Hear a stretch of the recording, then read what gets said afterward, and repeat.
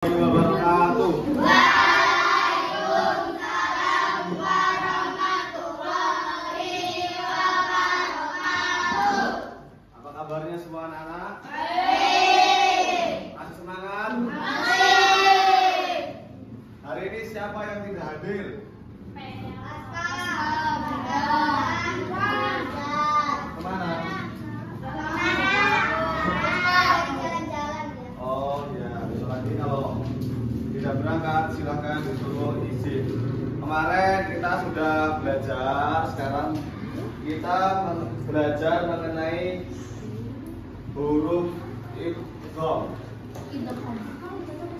Idgham. Nah, apa itu idgham? Siapa yang tahu? Idgham. Idgham. Ada yang sudah tahu apa itu idgham? Idgham menurut bahasa artinya memasukkan. Sedangkan menurut istilah idgham adalah menggabungkan dua huruf dan memasukkan salah satunya huruf ke huruf yang lain. Idgham yang akan dibahas pada pelajaran ini adalah idgham yang ada pada hukum bacaan nun sukun atau tanwin.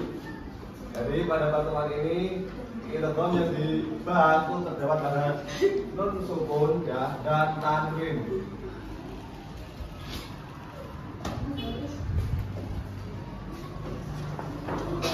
Dan tanwin.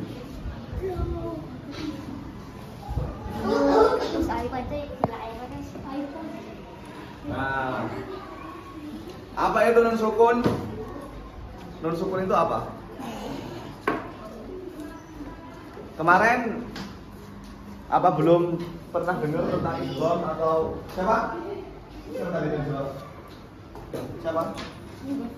Huruf mati, bagus. Ya, jadi untuk huruf ini huruf nun mati, kemudian dan tanwin. Jadi pada pertemuan kali ini yang Bapak bahas yaitu mengenai idgham pada nun sukun dan tanwin. Sudah ada yang tahu atau sudah ada yang mempelajari tentang idgham diguna maupun bila guna? Jadi Bapak tulis dulu. Idgham diguna. Idgham diguna yaitu ketika nun sukun atau tanwin bertemu huruf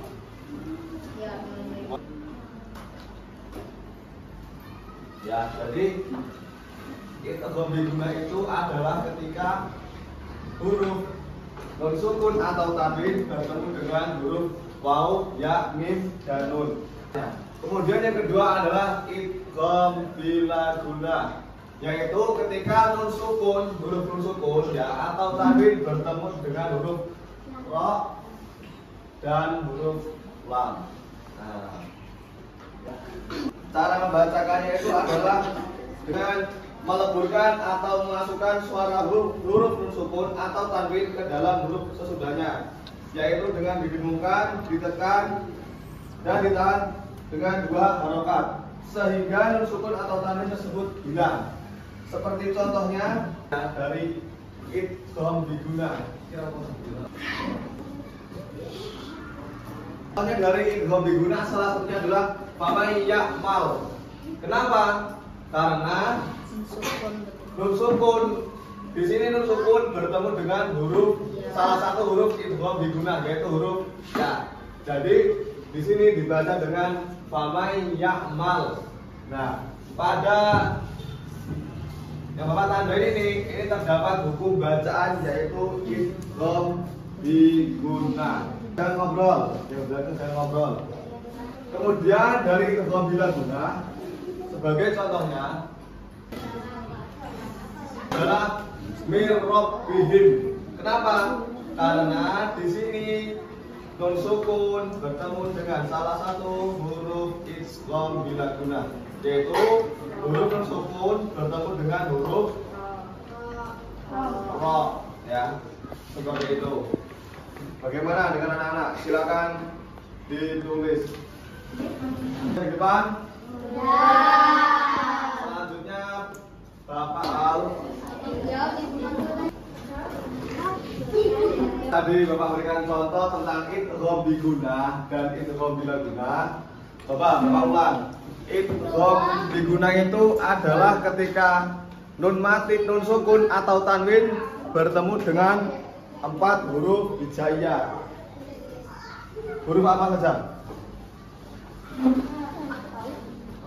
Apa? Ya, mim, waw. 100. Idgham bila guna tadi ketika nun sukun atau tanwin bertemu dengan 2 huruf hijaiyah apa saja? Pintar ya. Jadi lam dan ro itu merupakan bacaan idgham. Kalau idgham bila guna itu yang lam dan ro, idgham yang diguna tadi adalah huruf ya, nun, mim dan waw. Seperti itu ya. Sekarang coba untuk bacaan mim waro'ihim. Ini bacaan termasuk bacaan apa? Apa? Kenapa? Karena nun sukun bertemu waw. Nun sukun bertemu waw. 100.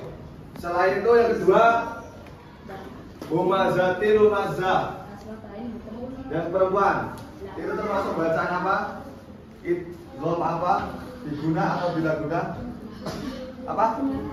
Kenapa?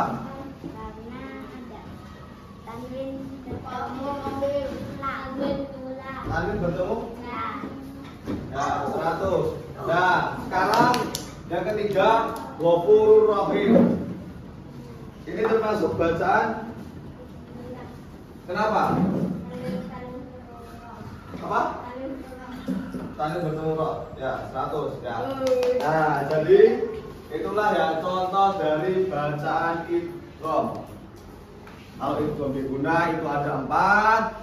Ketika nun tanwin bertemu nun sukun atau tanwin bertemu dengan huruf ya, nun, mim dan waw.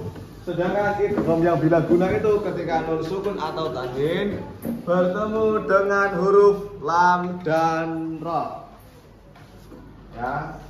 Jadi kesimpulan pada pembelajaran siang ini,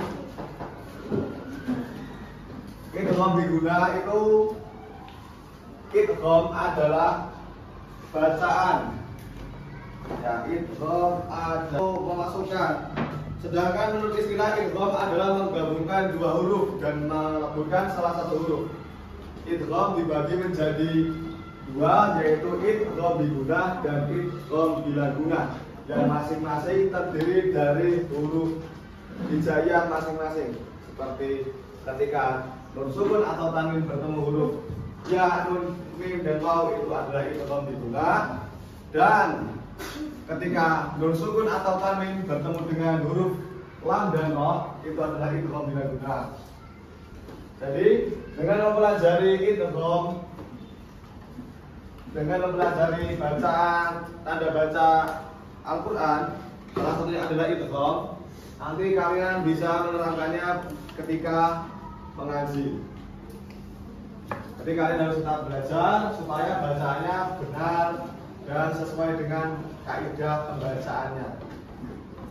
Terima kasih. Sebelum Bapak akhiri, Bapak akan memberikan tugas untuk kalian di rumah. Tugasnya silakan cari huruf idgham, bukan huruf idgham. Cari 5 bacaan diguna dan 5 bacaan idgham bila guna. Dikumpul ketika pertemuan yang akan datang atau pertemuan selanjutnya. Ya, terima kasih semuanya atas semangatnya hari ini anak-anak semua. Kurang lebihnya Bapak mohon maaf.